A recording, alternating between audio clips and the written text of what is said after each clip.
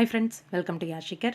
ரீசெண்டாக நம்மளோட Pavithra Janani and Vinoth Babu and Samantha Kiran 3 பேரும் சேர்ந்து ஒரு பிக் வந்து எடுத்து ஷேர் பண்ணியிருந்தாங்க. அந்த பிக்கை பார்த்தோன்னே நிறைய பேர் என்ன கேட்டிருந்தாங்கன்னா, தென்றல் வந்து இணையத்துடன் பார்ட் 2 வந்து எடுக்கிறாங்களா, அதோட அப்டேட் தானா அப்படின்னு சொல்லி ஒரு சிலர் வந்து என்கிட்ட கேட்டிருந்தீங்க.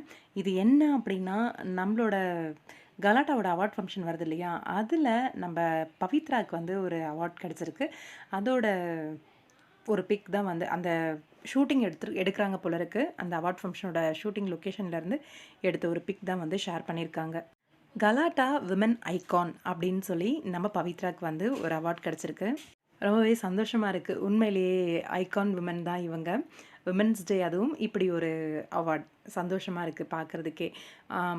எல்லாருக்குமே அவார்ட் கொடுக்குற அந்த ஒரு பெரிய ஃபங்க்ஷன் வந்து நடக்குதா, இல்லை இண்டிவிஜுவலாக கூப்பிட்டு ஒவ்வொருத்தராக பேசுவாங்களே அந்த மாதிரி இன்டர்வியூவா அப்படின்னு தெரியல. ஆனால் 3 பேருமே இருக்காங்க. பேக் எண்டில் வந்து நிறைய கேமராஸ்லாம் இருக்குது. இது வந்து கலாட்டாவோட அந்த அவார்ட் ஃபங்க்ஷனில் எடுத்த அந்த பிக் தான். விமன் ஐகான் அப்படிங்கிற ஒரு அவார்ட் வந்து நம்ம பவி வின் பண்ணியிருக்காங்க. ரொம்பவே சந்தோஷமாக இருக்குது.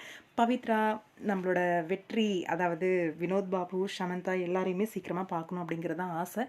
ஷமந்தாவோட அப்டேட்டுமே ஏதோ ஒரு ப்ராஜெக்ட் வந்து கமிட் ஆயிருக்காங்க அப்படிங்கிறது தெரியுது. பவியோட அப்டேட் என்னன்னு தெரியல. வினோத் பாபு ஏதோ ஒரு ப்ராஜெக்ட் வந்து கமிட் ஆயிருக்காரு. பாப்போம், வெயிட் பண்ணி சீக்கிரமாகவே அப்டேட் பண்ணுவாங்க. காத்துட்ருக்காங்க ரசிகர்கள் எல்லாமே. உங்களோட கருத்து என்ன? கமெண்ட் பாக்ஸில் சொல்லுங்கள்.